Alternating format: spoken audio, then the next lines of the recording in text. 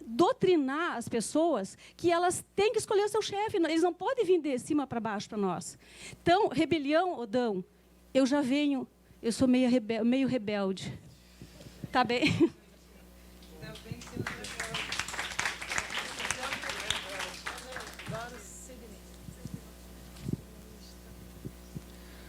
Oi, primeiro parabenizar pela qualidade das apresentações, né?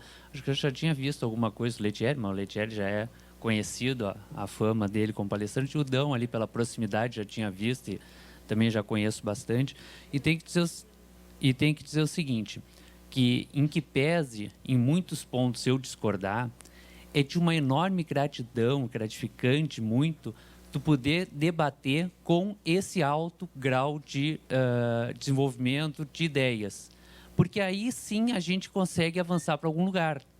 Porque às vezes eu vejo alguns argumentos e algumas coisas, algumas restrições que, meu Deus, são apavorantes. Circulou muito no nosso grupo, eu postava muito essa foto, porque às vezes o pessoal falava, eu não posso isso, não posso aquilo. Uma imagem de um burrinho, um jumento, amarrado naquelas cadeirinhas de plástico e ele lá parado, certo? E muitas das vezes nós estamos nessa posição, nós estamos pensando que estamos amarrados e não estamos, né? Falta muitas vezes um discernimento para a gente, até mesmo porque o nosso concurso não exige um conhecimento jurídico só superficial, né? E isso, em que pese, muitas vezes a gente desvalorizar e não gostar muito, ter assim, o juridiquês, não sei o que e tal. No ambiente do direito administrativo onde a gente trabalha, isso é essencial e talvez a gente tivesse que ter uma formação específica nesse sentido para todos da casa, né? Eu tenho pouco tempo de receita, certo? E isso me descredencia para falar da história de vocês. De mim, agora, que faço parte da receita. Mas isso também me faz ter vindo de uma outra história, de uma outra realidade e de um outro mundo. E isso me credencia para falar que outros mundos são possíveis. Até pela minha formação, pelo jeito que eu vejo o mundo, eu não acredito em coisas postas, em realidades imutáveis, e ainda mais numa realidade social ou do direito. São realidades imaginadas. Eu brinco que o direito nada mais é que uma paranoia coletiva. Todos nós acreditamos que tal coisa é realidade e ela se torna realidade enquanto a gente pensar nisso. No momento que a gente deixa de pensar nisso, ela deixa de existir. Mesma coisa o Estado, a mesma coisa o sindicato, a mesma coisa os direitos. Tudo é uma realidade imaginada. Tem um livro interessante de Sapiens que fala isso. Nesse sentido, trazendo uma realidade minha de Porto Alegre, que eu comentei ontem aqui, nós tínhamos uma remuneração por resultados. É histórico, o Dão passou um tempo lá pela prefeitura, né? Lá existia uma medição individual que, na verdade, não media nada. Nós tínhamos que fazer certas tarefas, as tarefas eram contadas, a gente fazia 21 mil pontos e ganhava o valor. O pessoal fazia 150, 160, 170 mil pontos, então vamos combinar que aquela medição e nada era exatamente a mesma coisa, tá? Então, essa avaliação não refletia em nada. E nós tínhamos, depois nós lutamos por uma gratificação por resultados. Luta da categoria, luta dos colegas. O que aconteceu? Essa luta foi adiante, o PL, o decreto que regulamentou foi escrito por nós, juntos, na mesa, junto com o secretário adjunto, certo? Nós fizemos todo um trabalho parlamentar, e depois nós fizemos um churrasco, reunimos todos os vereadores, e eles foram lá discursar em nossa homenagem, aquela coisa toda. O secretário está fazendo, diz, pô, vocês conseguiram reunir uma quantidade de vereadores que nem nós conseguimos reunir, certo? E o que acontece com isso? Nós começamos uma remuneração muito boa. Logo no início tivemos muita luta com metas, muita dificuldade. Estipulação de metas absurdas, e aí nós debatíamos. Algumas vezes a gente, no final das contas, via que nós estávamos errados. Outras vezes a gente conseguia comprovar que estava errado, mas isso tudo foi um crescimento. Foi um crescimento e hoje a Prefeitura de Porto Alegre mantém pela sua categoria, esse modelo, passando a ser remunerado com uma base de cálculo em cima da arrecadação, certo? E aí vão dinamizar. Eles por uma liminar, ganham acima do prefeito, né? Conversando com os colegas, hoje eles vão estar mais ou menos em torno dos 30 mil, certo? Nunca se teve uma discussão de valorização. Eu acho que para rebater alguns pontos precisaria de muito tempo, mas eu queria só pegar um ponto em específico. Até que ponto, até onde os problemas que nós vivemos são problemas que nós criamos por nós abandonarmos a luta, de abandonarmos abandonarmos a estipulação das metas, onde é que essas metas atingem, o que elas representam, o que elas vão dar de efetividade, até que ponto, o momento em que a gente deixou isso para um gestor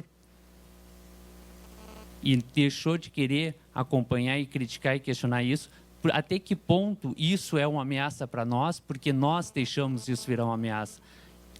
Entendeu? Essa é a minha pergunta. Paulo Gil.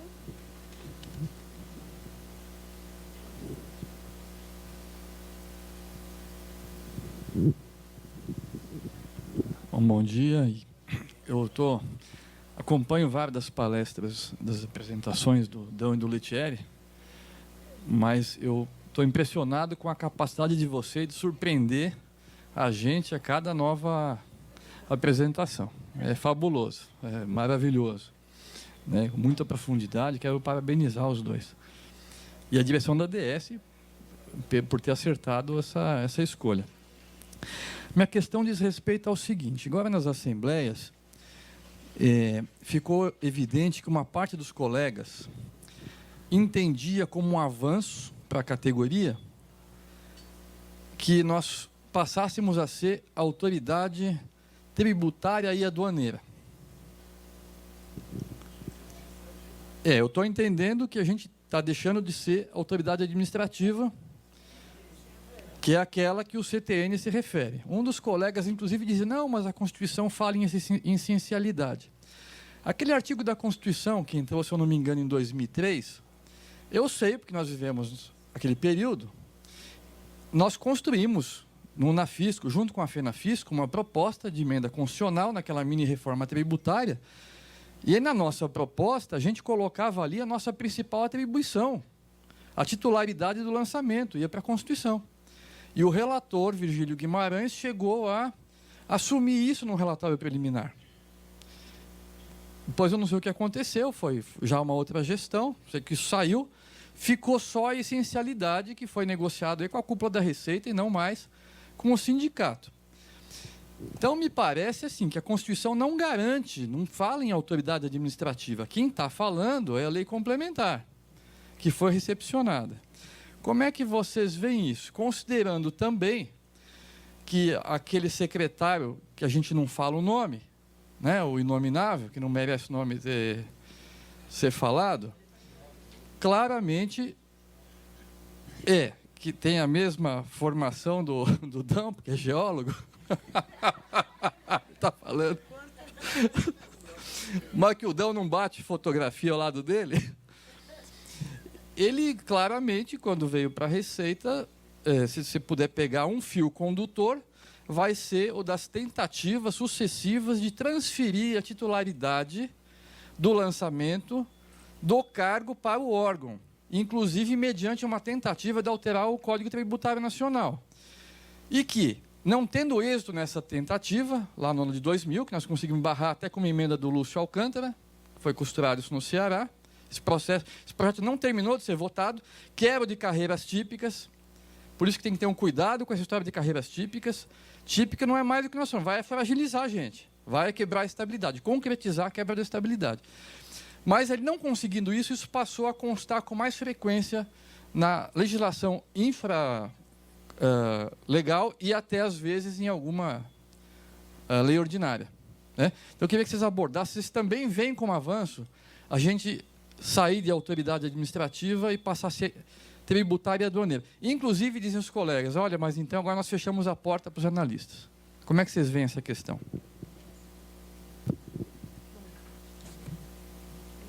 Fátima.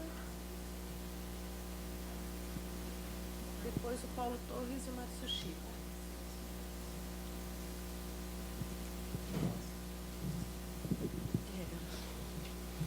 Bom dia a todos. Eu sou da DS Rio de Janeiro e eu queria, assim, discordar só um pedacinho do Dão em relação às nossas atribuições, como tendo perdido totalmente a atribuição do lançamento. Eu acho que, assim, quando a gente perdeu totalmente a atribuição do lançamento, acabou mesmo, não tem jeito. Porque a principal atribuição nossa é a do lançamento. Sei que ela está toda minada, que grande parte foi, mas a gente ainda tem. Mesmo quando vem lá aquele MPF para você trabalhar, ali você muda o trabalho. Aí eu queria, inclusive, falar de um exemplo que ocorreu comigo há pouco tempo. Eu estava na delegacia de Belo Horizonte e, num trabalho, a minha chefia não aceitou, né, o entendimento que eu tive desse trabalho. E aí eu voltei para o Rio de Janeiro, conversei com os colegas, os supervisores de alguns grupos, e eles concordaram, falaram, nossa, essa tese sua é ótima, né? O contribuinte tem a dele e nós temos que ter a nossa. Eu voltei para BH, com os colegas de BH, falei, ó, o pessoal aqui concorda comigo, achou bom. Eles, então eles podem dirigir o seu trabalho? Dirigiram, mudei, embora o trabalho fosse de BH, foi feito com a supervisão do Rio de Janeiro. E o lançamento foi um excelente lançamento. Foi muito bom, passou de 20 milhões. Então, assim, eu acho que ainda está na nossa mão e que a gente tem que brigar e mudar o rumo. Um dos problemas é que tem pouca gente na ponta, né? A gente tem que brigar para estar trabalhando ali de pastinha, mudar essa coisa de estar dentro e passar para a rua. E o trabalho está na sua mão, você definir. Acho que aí a gente ainda não perdeu ali totalmente. Na hora que perder, aí realmente acabou.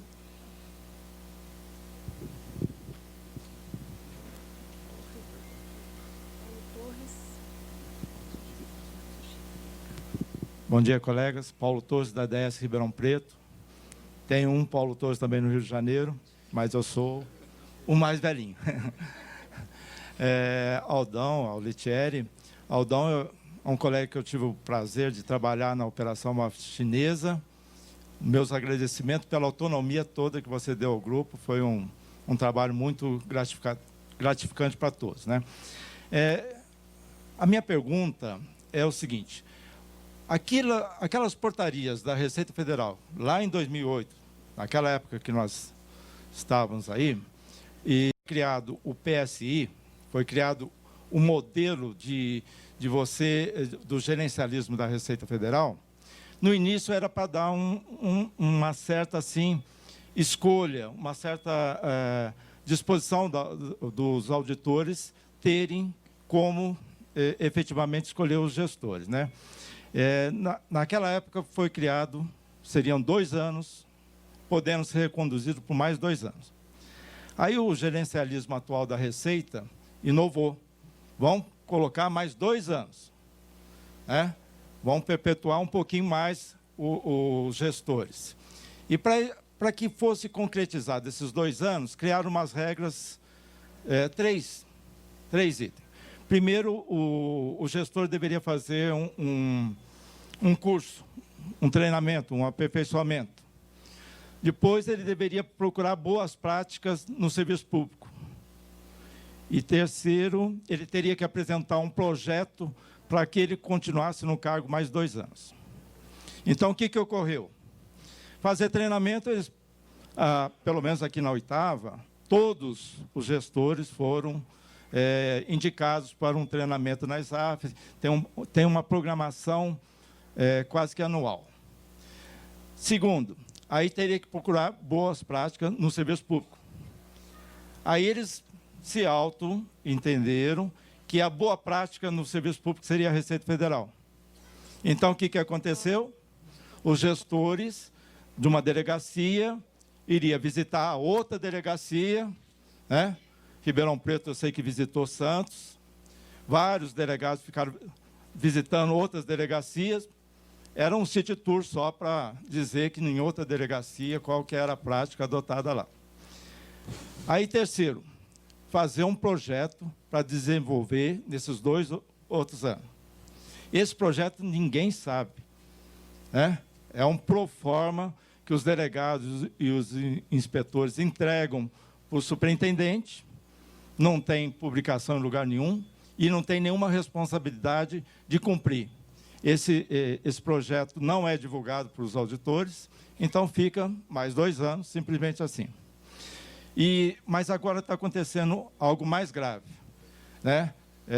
Recentemente, nós temos visto o seguinte, pelo menos na Oitava, não sei se no restante do Brasil, como não existe uma quarentena, esses administradores estão, a partir do momento que vence os 6 anos, ainda eles estão saindo de uma delegacia e indo para outra, né? Nós temos visto aqui na Oitava que o inspetor de Guarulhos foi para a superintendência. E tem gente da superintendência que está indo para as delegacias, né? Então, está tendo uma perpetuação do poder, não tem quarentena nenhuma. O gerencialismo na Oitava está de uma forma assim, gritante em termos de valorização da carreira, porque só eles que entendem. O Comando Regional da Oitava fez um estudo aí, publicou o que eles chamaram de indigestão. O indigestão, você pode pegar os colegas que estão atuais como chefias aqui e tudo mais, todos eles têm 10, 15, 12 anos. Os que não têm isso é porque já está se encaminhando para isso aí, né? E tem aqueles colegas que nós denominamos canguru, pula de uma delegacia para outra. Então, eu gostaria que essa abordagem desse ponto, a hora que vocês pudessem, né, como combater? Temos que denunciar a ética, temos que denunciar... no CDS atual, no último CDS, o FOC fez uma proposta para que a ADEM e as delegacias sindicais fizessem uma comissão para acompanhar o PSI. Você vai lá, faz uma entrevista, você não sabe bem qual a nota vai ser dada, como é que vai ser, tudo mais, e quem que eles vão mandar a lista para o secretário aprovar. A gente sabe que na lista já vai direto aqueles que eles pretendem. Então, esse gerencialismo atual, do jeito que está acontecendo, eu gostaria que depois vocês fizessem uma abordagem.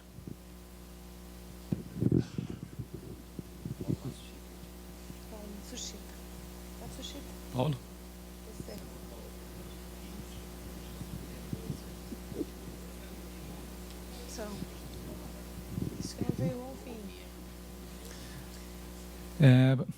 Parabenizo aí os expositores aí pelo brilhante debate que está trazido, né? E que nós temos a tarefa aí de reproduzir, como disse o Adriano. Parabenizo a ADS, a diretoria da ADS. E eu queria dizer o seguinte, juntando aí a exposição do Lettieri com a do Dão, né? Ou seja, esse embate entre uma administração tributária centrada na autoridade do auditor, né, e um outro modelo de administração tributária, que é esse do gerencialismo, né? Esse modelo da administração baseado no gerencialismo, que está aí em evolução há mais de 20 anos na Receita Federal do Brasil, que permite, né, o Lettieri expôs o lado das teorias da administração, tal, a perversidade disso, tal, né?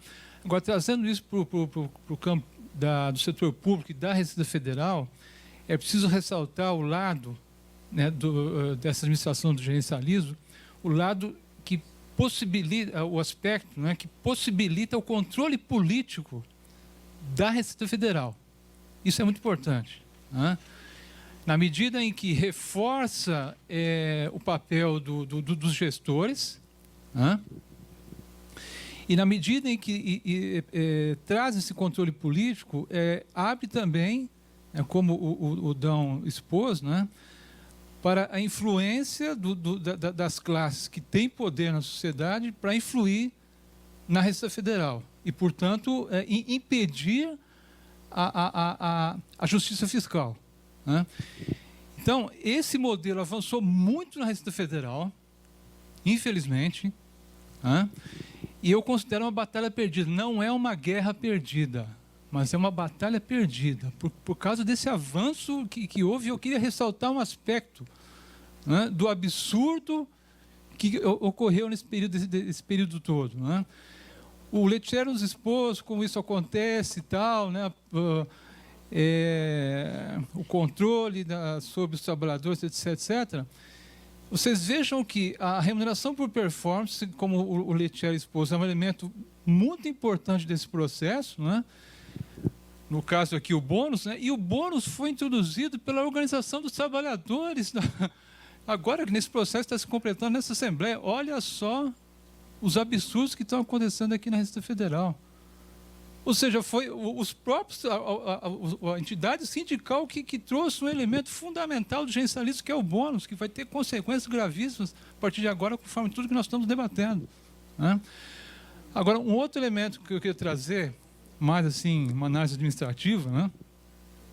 É que o gerencialismo vem se reforçando, de maneira geral, né? E também na Receita Federal, com mudanças tecnológicas que estão acontecendo.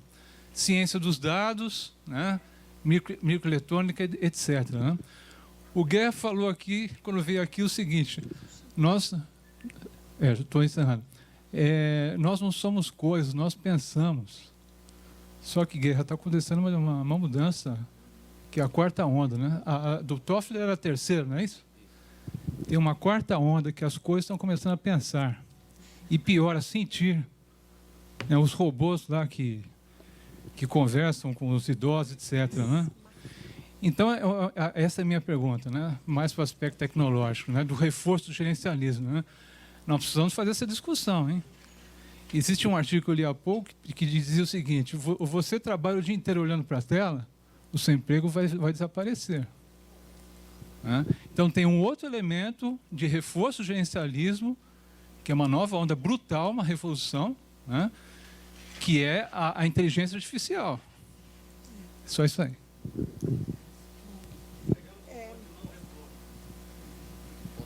O Vanderlei, acabou. Aqui mesmo. Então, encerradas as perguntas, eu passo ao Dão, 10 minutos, tá, Dão? E depois o Lettieri, na sequência. Alô? Funcionando, né? Não, está funcionando. Tá. Bom, tentar aqui responder a todas as questões colocadas, mas antes eu, até por uma falta de gentileza, né, eu não agradeci a ADS Campinas Jundiaí pelo convite e parabenizar pela iniciativa. Né? Obrigado ao Bruno, e a iniciativa de ter organizado esse evento foi realmente extremamente importante. O que o Guerra colocou aqui está exatamente esta é a questão, né? Os princípios estão sendo negociados. Esse é um problema, né? Quando a gente não tem claro o que a gente defende efetivamente em termos de modelo, de Estado, de sociedade, quando a gente não tem isso claro, a gente acaba pensando apenas com o estômago, pensando com os interesses imediatos, e todos os princípios acabam ficando, né, relegados a uma situação de comodidade, ou seja, é cômodo ser de determinada forma ou não. Né? A gente vai andando de acordo com a maré. A questão das metas da constitucionalização da administração tributária, né? Eu acho que nós estamos aí com... A gente escolhe mal os parceiros.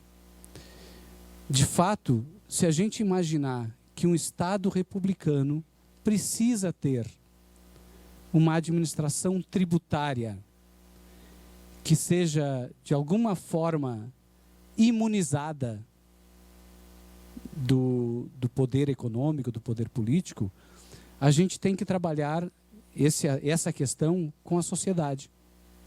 Né? A constitucionalização, que viria talvez pela PEC 186, né? De uma administração tributária que, de certa forma, ela também acaba, a gente tem que analisar sobre esse aspecto também, acaba também mitigando o próprio poder da sociedade. Né? Se eu jogo lá para a administração tributária dizendo que tributos sobre a tributação e cobrança de tributos, eu não permito que o agente político interfira. Opa, mas o agente político representa a sociedade. Como é que eu não quero que o presidente da República tenha o poder de interferir na forma de tributar, né? Se ele foi eleito pela sociedade? A questão é que tem um outro aspecto por trás disso, que é a questão da lei, né? Ele pode interferir na administração tributária via lei, né? Mudando a lei, projeto de lei. O Congresso Nacional, representando a sociedade, pode mudar a lei. A questão é que na aplicação da legislação tributária não pode haver interferência. Então, a autonomia que se preserva é uma autonomia relacionada com a aplicação. Ou seja, quando for aplicar, o que deve nortear a aplicação são os princípios republicanos, o interesse público e o Estado. Para isso é que se exigiria, talvez a partir de um dispositivo constitucional, né, uma garantia constitucional, que aquele setor do Estado tem que ser protegido, né, que na aplicação não se comprometa, né, enfim, alguém uma vez que defendendo a PEC 186 dizia que o político não pode interferir na legislação tributária. Opa, aí já começa que a legislação tributária tem que ser definida por critérios técnicos. Opa, aí já não é... Não, a legislação tributária é um assunto político na essência, não é técnico, é político. Isso é do Congresso.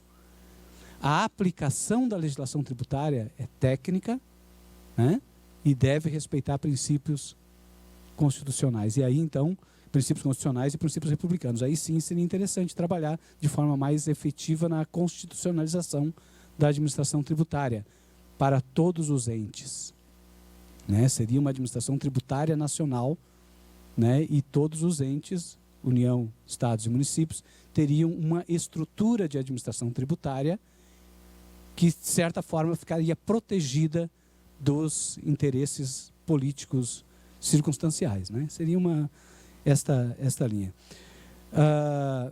Dentro da Receita Federal, até pegando também o que o Guerra colocou, temos uma carência de processo democrático, sim. Na verdade, nós não temos nenhuma democracia interna, né? Não temos um desrespeito ao processo democrático, né? O Marcelo colocou a questão da desqualificação do o Marcelo, na verdade, não fez nenhuma pergunta, né? Fez um discurso interessante aqui, que nós vivemos um momento hoje que é um momento de dominação, não é um momento de construção. E o momento de dominação se caracteriza principalmente pela desqualificação de qualquer interlocução contrária. Eu desqualifico o interlocutor porque é a forma de impor. Quando eu desqualifico o interlocutor, ou eu desqualifico o interlocutor, ou eu a tecnalidade por exemplo, se eu vou discutir com a sociedade usando jargões jurídicos, eu desqualifico o interlocutor, eu não deixo que ele participe. Se eu vou discutir com a sociedade usando jargões tributários, eu também desqualifico o interlocutor. Então tem duas formas: ou eu desqualifico o interlocutor simplesmente, né, colocando na pessoa o problema e não no discurso, não na opinião e não na manifestação, eu coloco na pessoa, aí é uma forma de praticamente de poder, de perpetuação de poder. Não tem nada a ver com discussão, com debate, e nós estamos vivendo isso. A gente precisa romper com esse modelo, né? Não se permite na verdade, o sindicato acabou reproduzindo a forma de relações interpessoais da administração. Que ela é assim. Na administração é assim. Na administração, tu não tem debates internos, tu não pode permitir o debate interno. O sindicato copiou o modelo da administração, e interessante que copiou até estruturalmente. Né? Toda a estrutura sindical que nós temos hoje é uma estrutura muito próxima da administração. A Fátima trouxe a questão do viés político, né? A evolução, na verdade, nós temos o que a gente percebe hoje dentro da Receita Federal é apenas, que o Paulo Gil também trouxe essa questão, uma evolução histórica. O processo iniciado na década de 90, ele não se concluiu. Ele continua. E o processo iniciado na década de 90 foi um processo de mudança profunda no sistema tributário. A mudança da administração tributária foi uma consequência disso. Então, é um processo que foi transferindo, dentro da onda neoliberalizante do Estado, transferindo grande parte da carga tributária para o andar de baixo da sociedade e, portanto, eu precisava desestruturar aquela máquina cara que tinha de administração tributária. E esse processo que se começou lá com o Everardo Maciel, mas que não se concluiu, que ele continua em andamento. Eu preciso retirar o poder. Não é retirar totalmente, aí até discordando um pouquinho, concordando, mas discordando também da outra Fátima, né, que trouxe a questão de que a gente ainda tem a autonomia. Temos sim, só que é uma autonomia controlada. É interessante que a própria Fátima colocou que ela pôde fazer o trabalho, só que mudou a supervisão. Por quê? Por que é preciso mudar a supervisão para poder continuar fazendo o trabalho como deveria ser feito? Não tem sentido. O supervisor não deveria opinar. Como colega, sim. Mas não uma opinião determinante se eu posso fazer ou não. Né? Então, ainda qualquer exercício de atribuição, hoje, na plenitude, é ônus. Eu exerço com ônus pessoal. E não deveria, eu deveria ser... a instituição deveria estimular e providenciar toda a estrutura necessária para que eu exerça com plenitude a atribuição. E está relacionado também com essa questão. A autonomia, nós perdemos toda a atribuição? Não, não perdemos. A gente ainda faz o lançamento. Naquilo que nos permitem, a gente faz o lançamento integralmente. Naquilo que não permitem, podemos fazer. Podemos fazer.